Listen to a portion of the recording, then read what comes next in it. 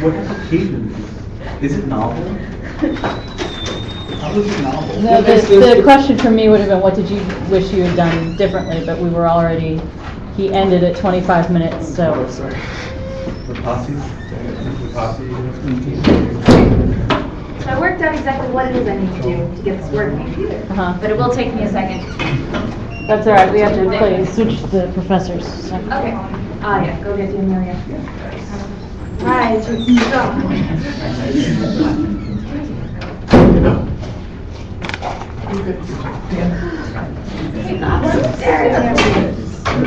they're back here.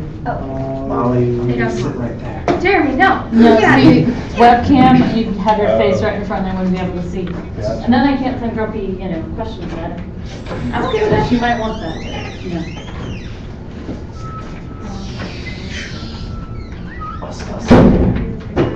Okay, yeah, don't have me begin the live stream. That's just fine.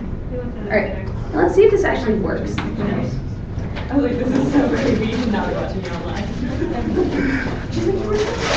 Yeah, my dad would be there. And he wanted to watch.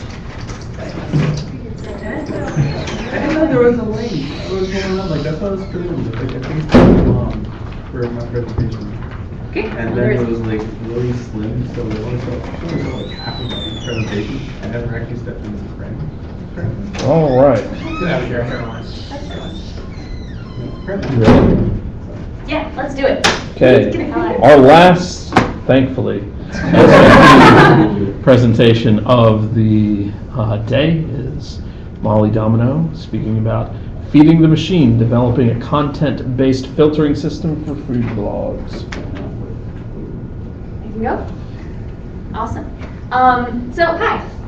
Just like Alan said, my name is Molly Domino. This is the product of 3 semesters of extremely hard work in both the computer science and English departments. Although most of my talk today will focus on the computer science side.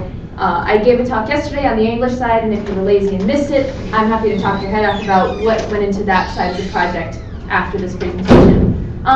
We'll talk a little bit later about what the heck I mean by developing a content-based filtering system for food blogs. But let's just start with an outline of what we're going to talk about in general today. We'll start with talking about my project as a whole, showing you what's going on with it. We'll talk about some basics so that we'll have a common vocabulary so I can get into some more complicated existing algorithms. We'll get into my work and then draw out and get to the bigger picture at the end. So let's start with an introduction then. Like I said, my project was a cross-disciplinary SMP in both the computer science and English departments, and this is really the only spiel I'll be giving about the English piece of it today. I worked with the English department with Karen Anderson to create a database of food blogs that had a series of qualities and scores, and these qualities were the same across all of the food blogs, but depending on what was important to specific blogs, they received different scores. I used this to create what's called a recommender system. Now, really quick, how many of you have used something like Pandora or Netflix or something like that before? Right, so you're just being obstinate. Okay, that's fine.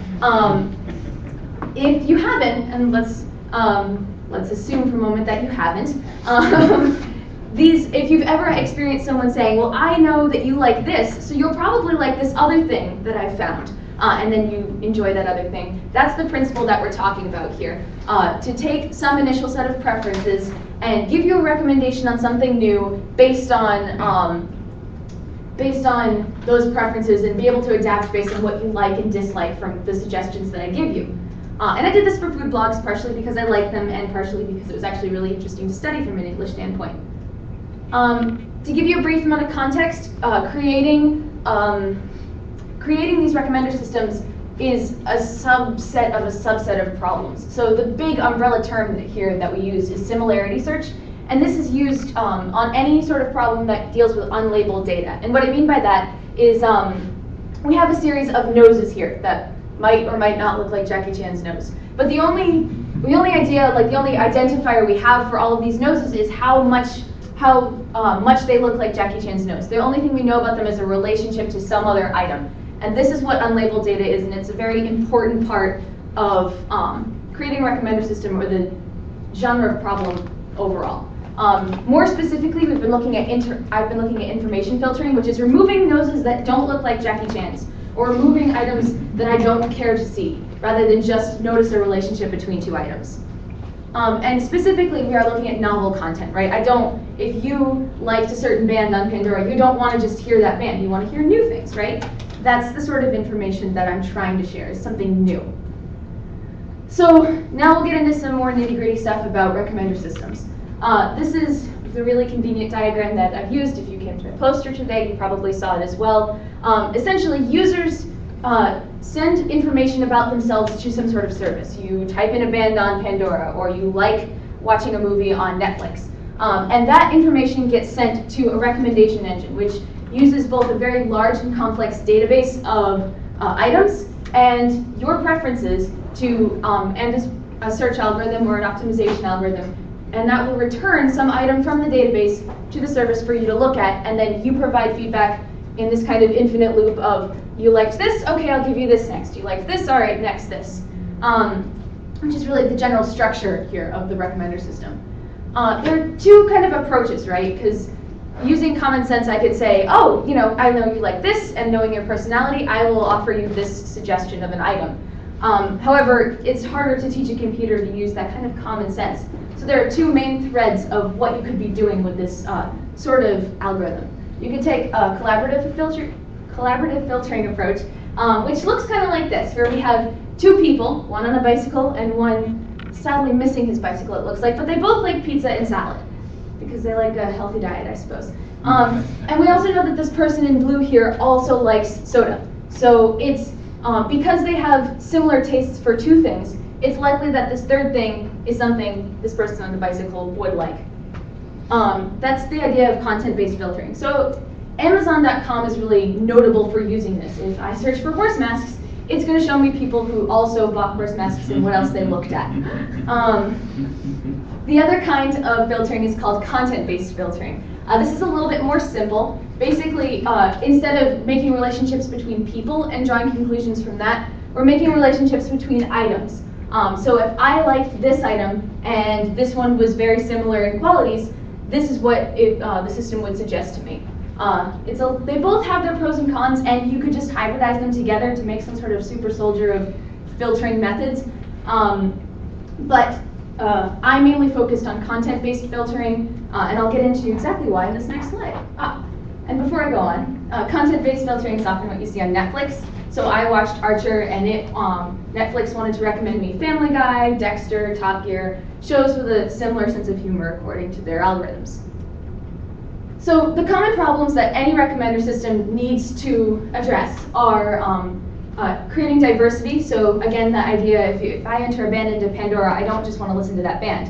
I want to be able to hear a lot of new things. The cold start problem is something where the example that I like to give for this is used in collaborative filtering. And so if I was going up to someone and I was saying, I'd like to give you a suggestion, but I want to know what your friends like first. So I will be able to give you an accurate suggestion, and the person that I'm talking to goes, I don't have any friends. And that would be the sort of problem, because if there's no data to make relationships with, then we can't make relationships. I can't give you accurate suggestions. Gray sheep is also called the Napoleon Dynamite problem, because Netflix had a very hard time figuring out when was a good time to suggest Napoleon Dynamite as a movie. And it's kind of because it's just unclassifiable. It sort of is just sitting there and you don't know when to suggest it. There's no defining time. And gray sheep are the same idea, where they don't really fit into any sort of category. And they tend to bloat up systems, they take extra time, they take extra space, and when these things can take a really long time to make associations, we don't need that extra space. So it's good to keep gray sheep to a minimum if at all possible. And then the last two things seem pretty clear. We want to make sure we're drawing good conclusions. We need to make sure the decisions we're making are logical. And we need to make sure they're fast. The research I've done into Pandora says that they take 20 minutes to associate 2 songs, which, considering the large number of songs that Pandora could offer you, is insane. It's a massive amount of time to do associations. And we want to keep that to a minimum. Why do we care? For one thing, this is incredibly profitable. In 2006, Netflix offered a $1 million prize to anyone who could improve the accuracy of their algorithm by 10%. It took until 2009 for that to be accomplished. should give you a sense of the gravity of this kind of research. And there are a ton of more and more services popping up on the internet offering this sort of service where if you like this, then you'll like this for any specific topic in the world. And for some reason, there's still some sort of resistance to going fully automated with recommender systems.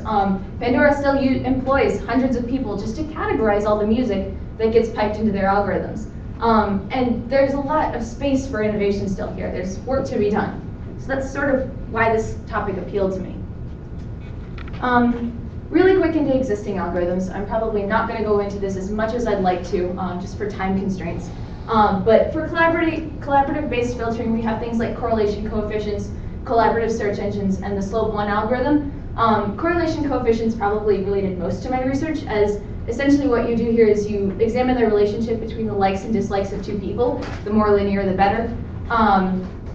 Content-based filtering works with clustering algorithms, so based on some vector of qualities, we plot all these points on an XY plane and see which ones are close together and traverse them by using a distance function. That's how Pandora actually works. And Bayesian belief networks they require setting up an entire network ahead of time of, all right, so if this person likes this, then we can send them here, and then here, and then here. So laying out a path of exactly where you want to go. And if you don't want it, if you create a Bayesian belief network that doesn't have direction associated with it, you might call it a Markov network. So now into my work. And I'll show you what it looks like. All right, there's the mouse. There we go, okay. I'm gonna send this over here. It's not the prettiest GUI, but it does the job. Essentially, I can pick a blog from my drop-down list. I can read a little bit about it. If I wanted to, I could click on this name and it would bring me to the food blog site. And through the power of the St. Mary's Internet, we might actually get there one day. But the key is that I can press like, and it will attempt to bring me more blogs like the Like Food for the Thoughtless, ones with qualities that are similar. And if I didn't like dessert first, which, this is a scary blog, then I can dislike, and it will attempt to tailor, it will take that into account and attempt to bring me a solution that I actually want to see. I can also write my search history to a CSV, so I can see all the qualities of different blogs and see how things moved and what became important to me through my likes and dislikes, and which blogs I liked and disliked. I will not show you that, as it's extremely, still very chaotic. It was something I threw in at the last second for my GUI to work with, and ultimately is very crowded and difficult to parse. But it does work, it does what I need it to. Let's move on. So this is sort of describing what's going on under the hood here. It was difficult for me to figure out a good graphical way to describe things, but essentially we have a user that can either pick a template blog, which is this initial suggestion, this initial set of preferences, and then ask for a suggestion. And what happens here is we draw 10 random blogs from the large database and find the best fit using an evaluation function.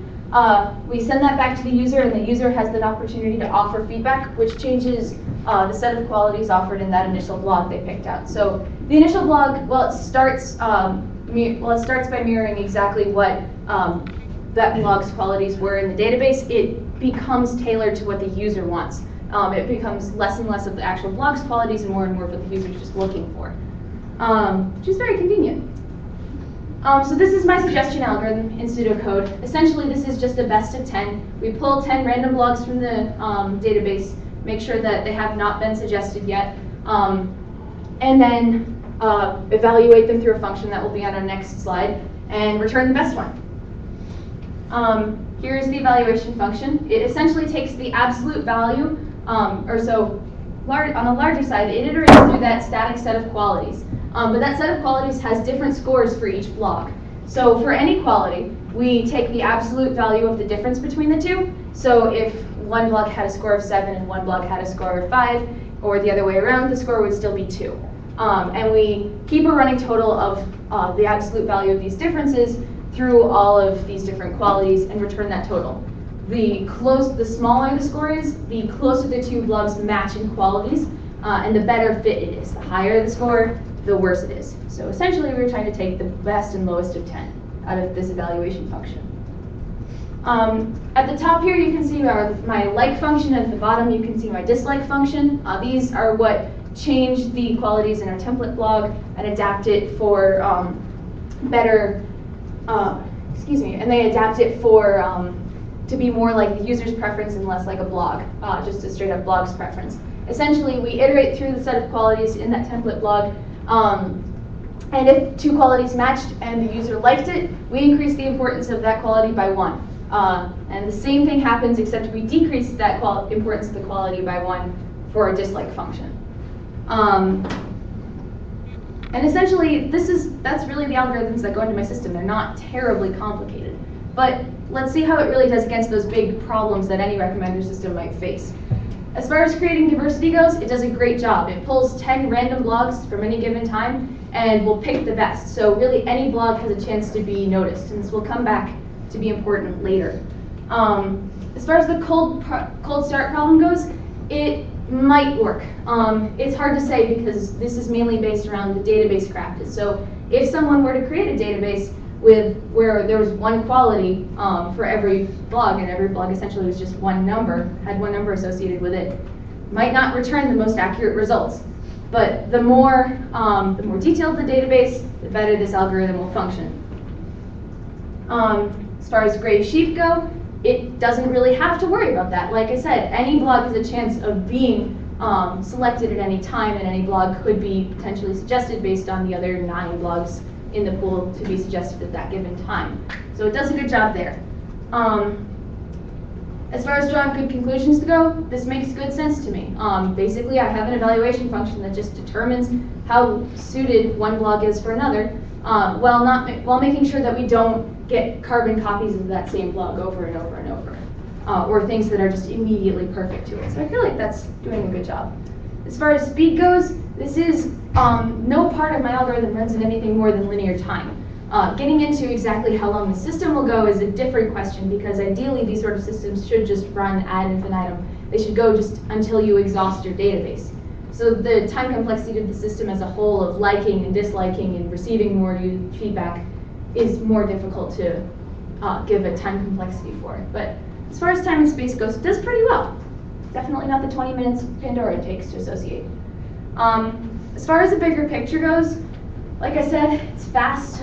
According to my research, it's like a couple things. It's like correlation coefficients. It's like the slope 1 algorithm, but it's not quite the same. So it is relatively new, although it's not terribly complicated. It crosses most of the hurdles with great success. It could probably be better about gray sheep, and I'd like to look into being able to make that a thing, but currently it does as best as it can. It's fairly scalable. As far as I studied food blogs with a set of about, I believe, 12 qualities, but you can make the set of qualities as large as you like or small as you like, and you can make that database as large as you like or small as you like on anything, which is very nice and fairly robust, I'd like to say. Future research, I'd love to make this bigger, and that's really the biggest thing. I'd like to add in more blogs. I had spoken to someone about halfway through my project about integrating latent delay allocation and auto tagging into this, which would essentially allow me to automate the let me think of a good way to say this, automate adding blogs to my database and automate scoring them, which would be really, really nice. And then I could do a couple more in-depth tests, because currently my blog, or my database of blogs, is only 45 items, which is big enough to draw conclusions off of, but harder to, it'd be nice to have a much larger data set so I could run larger tests. And I'd like to make a better GUI. Mine currently is just a little desktop application, but a nice web application that could actually offer this as a service to the world would be really nice. Also, I would like to hybridize this with collaborative-based filtering, as that's really where a lot of research is being done at this point. I'm currently going to go work for a business called Cognius up in Cambridge, Massachusetts, and they're actually working to create a collaborative-based filtering system. So maybe I'm hoping that maybe what I learned there can go into this project and make it even better. All right, just to bring everything together again, for the English side, I learned a great deal about what critical analysis of food blogs and creating a bunch of categories and what needs to be done to create a really in-depth database there. On the computer science side, I made I used that database to create a recommender system that runs fairly quickly and runs in a fairly, can be fairly scalable, which is pretty nice. If you have more interest in this subject, because I could just talk about this for days, please check out Cinematch, which is Netflix's recommender system, or the Music Genome Project, which is really what Pandora does. There's a lot of literature on both. And there's a couple open source options like Shogun, Waffles, and Milk out there if you really wanted to play around with this some more. These are my sources, and before I finish up, I'd just like to thank Dr. Alan Jamieson and Dr. Karen Anderson for advising me through this insane project. I'd like to thank both the computer science and the English department for allowing me to do this, and everyone who listened to me babble on about this either coherently or incoherently over the past 3 semesters. That's my project, really.